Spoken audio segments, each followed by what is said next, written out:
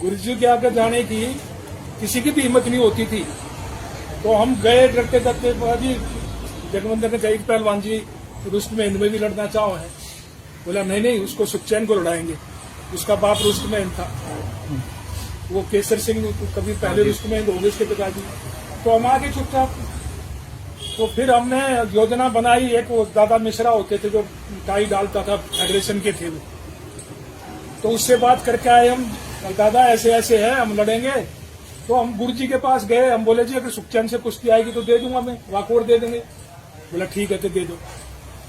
तो मैं सुखचैन की कुश्ती डाल दी। पहले एक फतेह पहलवान था, वो उसके पिताजी की दोनों की, केसर सिंह की और पूरन पहलवान थे, उनकी बहुत लाख डाक थी। दोनों पंजाब के बड़े पहलवान थे, वो उस समय रुस्तम थे। तो वो बाई चांस वो सुखचैन पहलवान जी फतेह ने चित कर लिए। तो क्या होता है ना, जब गुरु का पंजा होता है वो भगवान का होता है। कभी किसी ने भी नहीं, हमने भी नहीं सोची थी।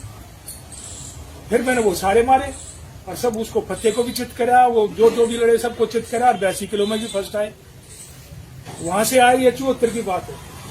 वहां से आए, अगले साल था जनवरी में भारत केसरी दंगल यहाँ दिल्ली में। 120 पहलवान थे और मेरा नंबर था 100वां। मतलब मैं 100वें नंबर पे था। किसी को भी उम्मीद नहीं थी, लेकिन वो भगवान की दया से, गुरुजी के आशीर्वाद से भारत केसरी बन गए। खाड़े में यहाँ हाउसफुल, इतने बालक आगे, भारत कुमार के बाद ही आगे थे। वो करतार भी मेरे से कुश्ती होने के बाद यहीं आ गया था। किरसन था आगरे का, बहुत सुंदर पहलवान था। फिर उसके बाद में ये सुभाष आ गया। ये सुभाष तो बहुत, ये राजीव तोमर तो बहुत बाद में आए। कौन सा सिनेमा आया तू?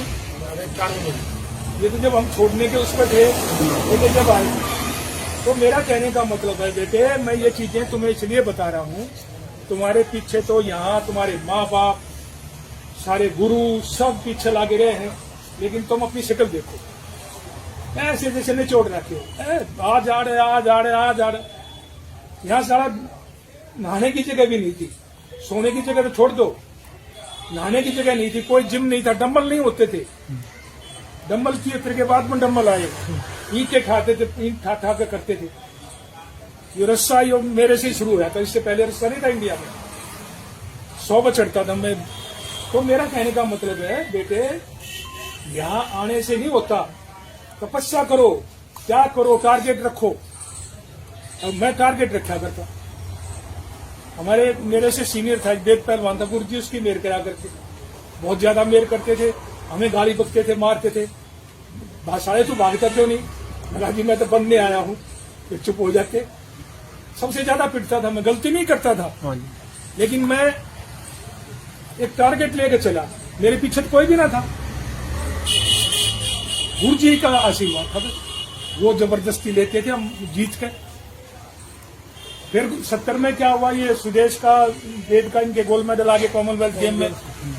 तो दंगलों में जाते, दंगल जब होते थे कहाँ, ये 2 दिन का दंगल शामली में, 3 दिन का दंगल मुजफ्फरनगर में नुमाइश होती थी।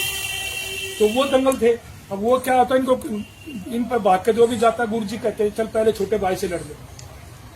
तो वो मेरे से लड़ते मनु। एक दंगल में 21 कुश्ती मारी मैंने। ककरौली, ये जानता होगा कहाँ है ककरौली? मुजफ्फरनगर के पास। एक दिन में 21 कुश्ती मारी। तो मेरा कहने का मतलब है, टारगेट रखो, टारगेट।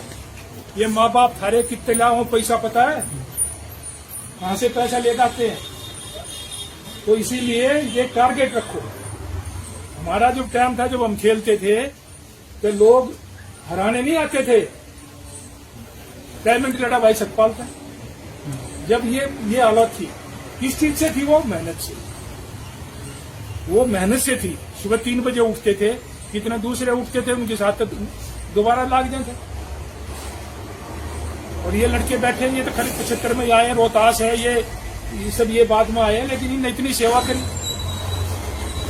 लंगोटी भी नहीं धोने दिया करते, नहा के दूध ठंडा करके कहना, ये जगमंदिर रखते, ये लड़ाई होती थी इनकी। एक दूसरे से प्यार रखो। कुछ नहीं है, खाली सारे ऐसे पूछे से, ना डोले, ना साथल, ना साथी, क्या जिंदगी है? साहब नहा कर 500 बैठक मारते थे, तौलिया नहीं होता था। वो बर्मे के नीचे पूरे नहाते ना, 100 बाल्टी घेरते, बाल गर्मी निकट जाएगी पहलवान जी की। ये मजाक मत समझो। वो बैठे नवाने वाला, रोहतास पूछ लो, रोहतास थे, ये बसंतर थे, विष्णु था, ये चरणदास था। चरणदास ने जितनी मेरी सेवा की, तो इसलिए बेटे ये हवन करने का मतलब ये है अब थारे को सुबुद्धि हो।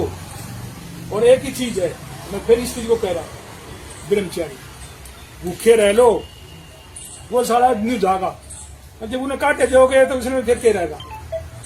कुछ नहीं है, ये मैंने अपनी तारीफ नहीं कर रहा, मैं अपनी पढ़ाई नहीं कर रहा, अब मैं पढ़ाई कर रहा हूँ। तो मेरा कहने का मतलब है, मेहनत मुंह से तो मैं आज भी ठाठा हो सकता है। हाँ जी, मुंह से तो मैं आज भी सबसे ठाठा हूँ। और भाई हम सारी दुनिया में घूमे, लेकिन जो गुरु हनुमान जी थे, चाहे उनने कभी गोबर पर हाथ धर दिया, सारा सोना बन गया।